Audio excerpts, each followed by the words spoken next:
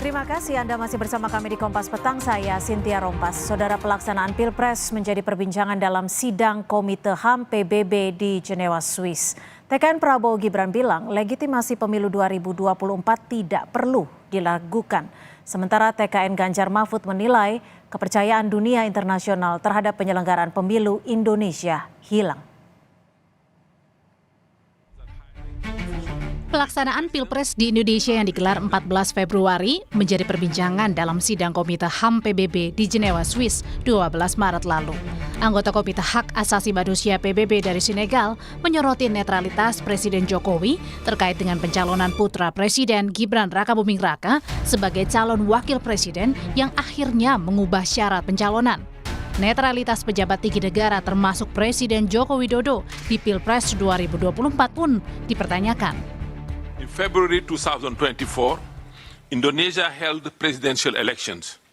Campaigning took place in the aftermath of a last-minute court ruling that changed eligibility criteria, allowing the president's son to join the ticket of the front-runners in the election. What measures are in place to ensure that high-ranking officials, including the presidents, are prevented from unduly influencing the electoral processes? Di Jakarta, Wakil Ketua TKN Prabowo Gibran Habibur Rahman menanggapi pernyataan anggota Komisi HAM PBB dari Senegal. Habibur Rahman bilang, legitimasi pemilu 2024 tidak perlu diragukan. Beberapa negara demokrasi seperti Amerika Serikat, Inggris, dan Australia mengakui pemilu 2024 berlangsung sukses. Sikap resmi dari berbagai negara yang dikenal sebagai negara demokrasi di dunia, antara lain Amerika Serikat, Inggris, Australia, Spanyol, dan banyak negara lain, justru pemimpin-pemimpinnya secara jelas, secara resmi, dan secara tegas mengatakan bahwa pemilu Indonesia berlangsung dengan sukses. Mereka menyampaikan selamat kepada bangsa dan pemerintah Indonesia, bahkan melalui kepala negaranya. Jadi kalau untuk ukuran internasional, legitimasi pemilu kita sudah sangat-sangat kuat. Berbeda dengan tim pemenangan nasional Ganjar Mahfud yang menilai pernyataan anggota Komite HAM PBB mengenai netralitas Presiden Joko Widodo di Pilpres 2024 menghilangkan kepercayaan dunia internasional terhadap penyelenggaraan pemilu 2024. Maka ini menyentuh soal berkurangnya, hilangnya legitimasi pemilu Pilpres di Indonesia, semakin menumbuhkan atau semakin meningkatkan kehilangan kepercayaan dunia internasional terhadap penyelenggaraan pemilu. Dan ini soal mengurangi legitimasi pemilu dan juga mengurangi hilangnya legitimasi peradaban politik di Indonesia. Saat ini tahapan Pilpres tinggal menunggu pengumuman hasil rekapitulasi penghitungan suara oleh Komisi Pemilihan Umum pada 20 Maret 2024. Mengumumkan siapa pemenang pemilihan Presiden dan Wakil Presiden 2024. Tim Liputan, Kompas TV.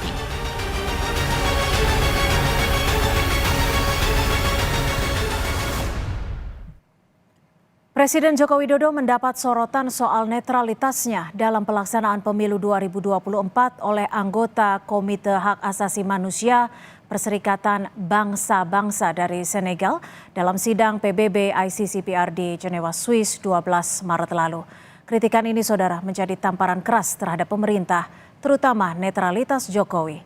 Kita akan kupas bersama sore hari ini bersama narasumber kita sudah ada politisi PSI Ade Armando dan juga politisi dari PD Perjuangan Mas Ciko Hakim. Selamat sore Mas Ciko, Mas Ade, terima kasih sudah bergabung bersama kami. Selamat sore Mbak, selamat sore Ciko. Sore semua. Ya, saya akan ke Mas Ade terlebih dahulu yang sudah bergabung melalui sambungan telepon. Ini untuk menanggapi kritikan PBB terhadap netralitas Jokowi, tanggapan Anda seperti apa? Pertama-tama saya harus berhati-hati dulu ya. Apakah ini adalah sebuah statement resmi dari PBB atau Dewan HAM PBB, atau ada seorang anggota Dewan HAM PBB yang berbicara seperti itu. Walaupun tetap harus diakui itu datang dari Dewan HAM PBB. Kalau sekarang saya masih menganggap ini ada seorang anggota Dewan HAM PBB dari Senegal berpandangan seperti itu ya. Nah ini kan jawabannya adalah atau pertanyaan adalah Bapak ini dapat informasinya dari siapa ya? Narasumber yang dia gunakan itu apa? Apakah dia sekedar membaca ada laporan-laporan dari media, coverage dari media tentang Indonesia, ataukah memang ada sebuah tim khusus yang dikirim oleh Dewan HAM PBB ke Indonesia pada masa itu untuk mempelajari apa yang terjadi di pemilu di Indonesia, atau gitulah, itu ada pertanyaan-pertanyaan yang belum terjawab. Nah, buat saya, tapi apapun bentuk tadi ya, bagaimana kesimpulan itu mereka ambil, saya tetap tidak menganggap ini sebagai sebuah tamparan keras ya. Seperti yang tadi Anda katakan, ini adalah sebuah pernyataan yang ya opinionated ya, pendapat yang didasarkan pada berbagai alasan, termasuk juga barangkali kita harus tahu apakah dia itu memang orang yang selama ini punya kecenderungan untuk mengkritik Indonesia misalnya. Maaf, atau saya dia potong sendiri. sampai di situ sebentar, Mas Ade. Kalau kita tahu ICCPR ini kan International Covenant on Civil and Political Rights, memang mempunyai tujuan khusus yaitu mengukuhkan pokok-pokok HAM di bidang sipil dan politik. Ya. Sejatinya kan memang sudah menjadi sorotan ICCPR ini. Tapi kan saya harus tanya dulu ya, Anda apakah sudah punya informasi tentang ini sebuah pernyataan dari ICCPR secara resmi ya, atau pendapat satu orang anggota ICCPR? Anda punya nggak datanya? Karena menurut saya ini menjadi penting ya, menjadi penting apakah ini memang kritik dari Dewan HAM PBB ICCPR atau ada pernyataan dari seorang anggota dewannya yang belum tentu mewakili si organisasi itu secara Oke. umum. Ini Maksud penting Anda buat kita. secara pribadi seperti itu ya? Nggak menjadi Oke. penting lah. Kalau Mas Ciko bagaimana menanggapi kritikan anggota PBB ini? Nggak menjadi penting lah. Kita tahu dunia ini kan kalau kita bicara soal apa namanya badan-badan ini kan juga kadang-kadang punya opini yang tergantung dengan kekuatan-kekuatan politik internasional. Jadi kalau menurut saya apa yang disampaikan itu sebagai seorang pribadi yang mempunyai hak untuk duduk di forum yang begitu resmi, menurut saya rasa cukup sebagai sebuah kritikan yang harusnya menampar. Kita merasa tertampar di situ karena kata-katanya jelas ya, last minute ruling on the eligibility of candidate gitu. Itu kan kata-kata last minute ruling itu kan semuanya pasti bukan opinionated, itu memang menimbulkan opini tentang sesuatu yang dibuat dipaksakan gitu. Nah ini saya rasa adalah cerminan bagaimana citra Jokowi terkait dengan hak asasi manusia dan demokrasi itu menurun di dunia. Not necessarily Indonesia secara utuh ya, karena masyarakat Indonesia kita tahu masih mengharapkan demokrasi ini berjalan dengan baik. Bahkan juga partai-partai politiknya banyak juga yang masih ingin sekali memperjuangkan demokrasi kita untuk berjalan dalam koridor yang benar gitu. Nah, tapi saya melihat ini lebih adalah sebuah serangan tanda kutip ya, yang mulai dilancarkan karena cermin tadi citra dari seorang Jokowi yang selama ini dianggap sebagai presiden yang demokratis, sederhana, tidak mungkin melakukan political dynasty dan lain-lain, ternyata terbalik dari citra-citra yang dibangun sejak awal gitu. Dan ini bukan hanya terjadi di Indonesia dan ternyata juga di dunia. Nah, saya ingin tambahkan karena ini bukan terkait hanya dengan apa yang terjadi di Komisi tentang hak asasi manusia tersebut. Kita juga tahu UNFREL, Asian Network for Free Election, beberapa waktu lalu sebagai salah satu pemantau pemilu di Indonesia dari internasional juga mengeluarkan statement bahwa integritas dari pemilu ini patut dipertanyakan. Ini juga saya rasa menjadi catatan-catatan yang begitu banyak sekarang terkait dengan mundurnya demokrasi di Indonesia. Oke, Mas Ade, disebut ini cerminan di mana demokrasi Indonesia menurun. Seperti yang tadi Mas Ciko sebutkan juga, ini PBB menanyakan putusan MK terkait aturan yang diubah di akhir-akhir. Bagaimana Anda menanggapi ini? Ya, pertanyaannya adalah Mas Ade. Ya, sepertinya kita mengalami gangguan komunikasi terkait audio dengan Mas Ade Armando. Kita akan kembali mencoba. Mas Ciko, kalau menurut Anda sendiri, pemerintah harus memandang ini serius atau tidak sih? Saya rasa gini ya, pemerintah memang kita tidak bisa, saya setuju kalau negara kita jangan mau juga didikte-dikte begitu saja. Tetapi sebagai sebuah negara juga yang mengakui dirinya sebagai yang menganut sistem demokrasi, seharusnya ini menjadi tamparan yang keras dan melakukan pembenahan di situ. Nah, yang justru menarik adalah tidak dijawabnya pertanyaan oleh Perwakilan atau delegasi dirjen dari ya, Indonesia ya? perwakilan kita kan dirjen ya, dari dirjen di Kementerian Luar Negeri gitu. Sementara dia menjawab pertanyaan-pertanyaan yang lain. Nah, artinya memang mereka tidak siap dengan menjawab pertanyaan yang kalau kita nggak bisa menjawab pertanyaan kan artinya memang ada hal yang dirahasiakan gitu.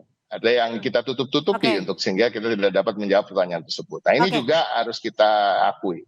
Oke, Mas Ade, tadi terputus sambungan kita, mungkin bisa dijelaskan kembali bagaimana Anda melihat tanggapan dari anggota PBB ini terkait dengan keputusan syarat pencalonan di akhir-akhir, dan juga tadi Mas Ciko menyebutkan bahwa ini tidak ditanggapi oleh perwakilan Indonesia.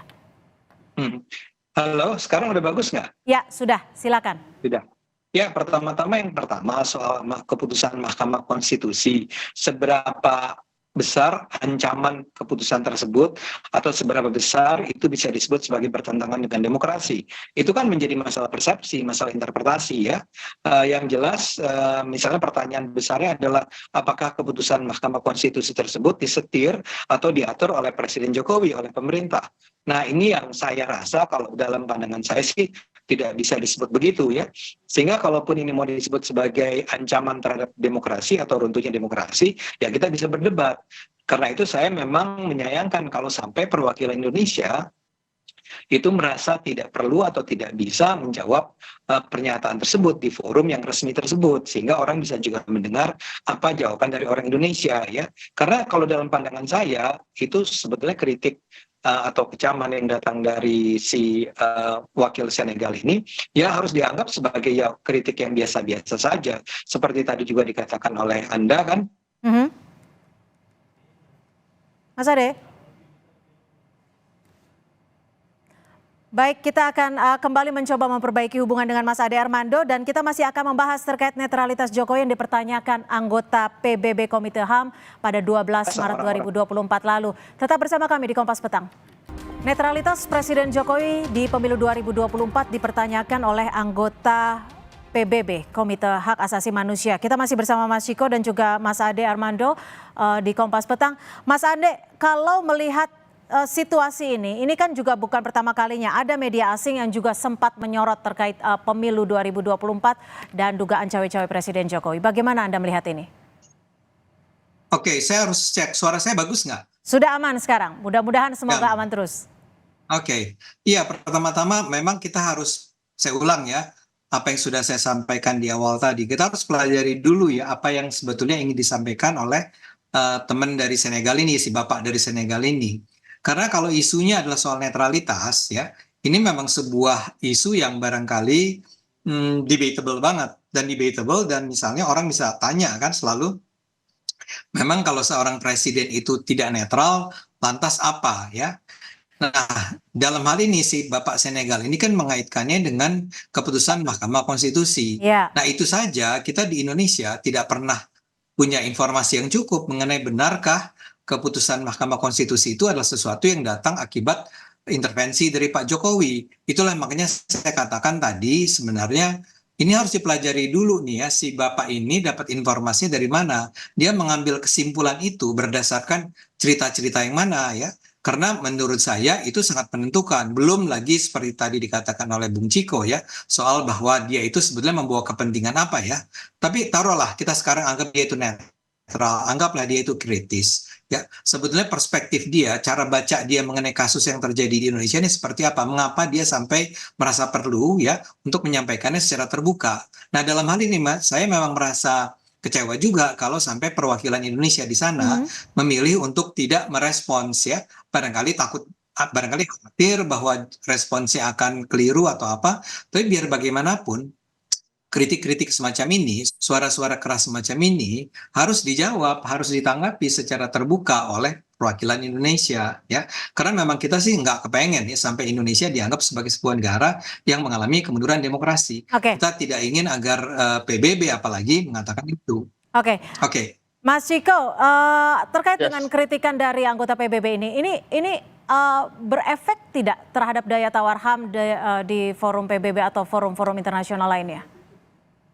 Saya rasa kalau terus menurunnya ini apa namanya indeks demokrasi kita, juga perilaku-perilaku pejabat maupun penguasa dan pemerintah terkait dengan hal-hal yang terkait dengan hak asasi manusia, tentu kedepannya akan menurunkan juga daya tawar kita gitu ya. Kalau kita bicara bodoh-bodohan aja misalnya, sekarang kalau kita sama Ibu Retno yang begitu gencar mengutuk soal genosida yang terjadi di Israel dan pelanggaran hak asasi manusia dan lain-lain gitu kan. Tapi kalau negara kita juga dianggap juga banyak sekali melakukan pelanggaran yang terkait dengan hak asasi manusia, tentunya nanti kredibilitas kita, integritas kita juga akan dipertanyakan. Itu pada jangka panjangnya gitu. Pada jangka pendeknya tentunya saya merasa ini harus dianggap sebagai kritikan, seperti juga kritik dari dalam negeri gitu. Jadi ini sebagai wake up call lah bagi pemerintah kita dan khususnya Bapak Presiden Jokowi yang sebenarnya masih punya waktu untuk meninggalkan legacy yang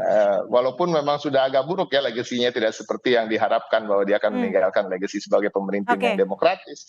Nah, tetapi dalam waktu yang singkat ini sampai bulan Oktober sebaiknya melakukan beberapa perbaikan-perbaikan. Tapi Mas Ciko, dengan kritikan dari bisa dikatakan dari dunia internasional ini bisa meyakinkan TPN tidak untuk memajukan gugatan ke MK? Ya itu tadi apa yang disampaikan oleh Bung Ade Armando tadi terkait apakah semuanya debatable itu. Nah sebenarnya kan debatable ini kan bisa kita selesaikan once and for all ya di salah satunya di Mahkamah Konstitusi dan juga melalui jalur hak angket. Kita lihat lagi ke depannya, kita tunggu bagaimana penetapan hasil rekapitulasi dari KPU dan apa kelanjutannya ke depan. Tapi dalam dua koridor jalur itu di dalam koridor konstitusional kami siap. Mas Ade, ini kan kita tahu bahwa CCPR ini kan sudah diratifikasi oleh Indonesia gitu ya, dan melalui Undang-Undang Nomor 12 Tahun 2005. Anda masih menyebut ini sebagai kritik biasa? Iya, lagi-lagi saya nggak berani menyimpulkan terlalu jauh karena saya belum punya cerita yang cukup mengenai bagaimana itu dinyatakan ya. Misalnya tadi pertanyaan saya di awal, apakah ini pernyataan seorang anggota CCPR dari Senegal atau memang ini menjadi sebuah pernyataan bersama dari lembaga tersebut ya.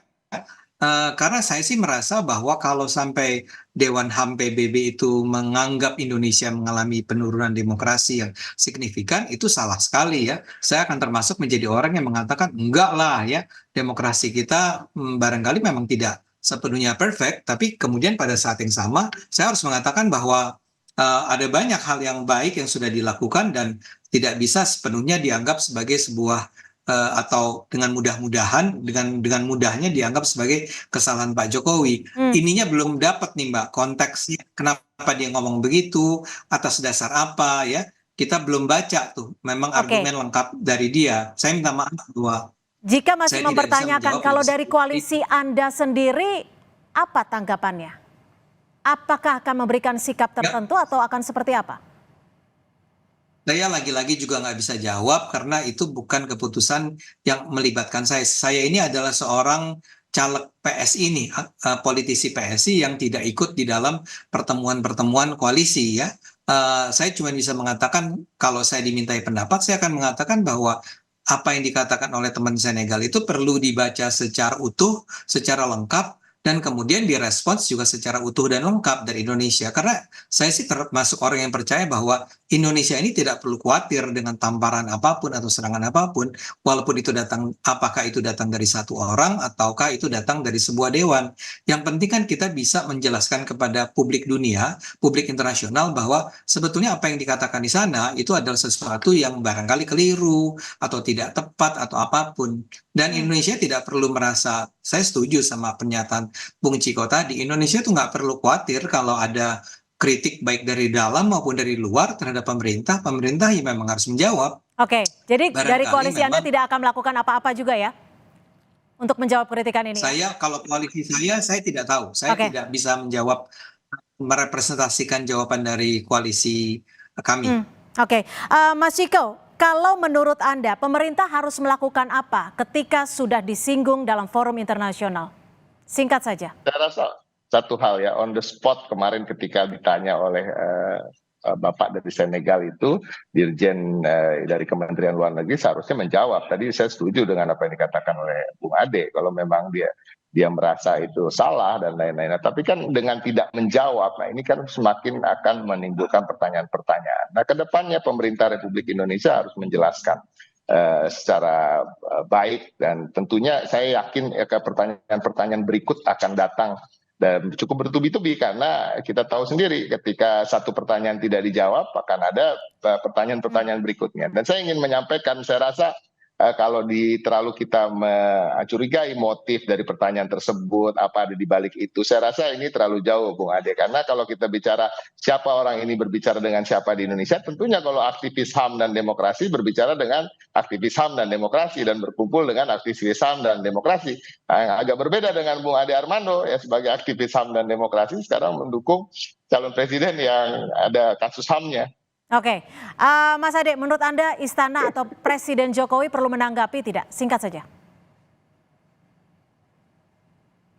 Kalau Pak Presiden mungkin nggak perlu lah ya, tapi kalau suara dari pemerintah sih saya rasa necessity adalah keniscayaan, harus ada jawaban. Karena saya memang tidak percaya, saya orang komunikasi soalnya Mbak ya, saya belajar komunikasi bahwa menurut saya memang kalau ada sebuah pernyataan dan itu pernyataan yang merugikan Indonesia, ya Indonesia harus menjawab. Baik, terima kasih Mas Ade Armando, politisi dari PSI, dan juga terima kasih Mas Ciko Hakim, politisi dari PD Perjuangan, sudah bergabung bersama kami di Kompas Petang. Selamat sore.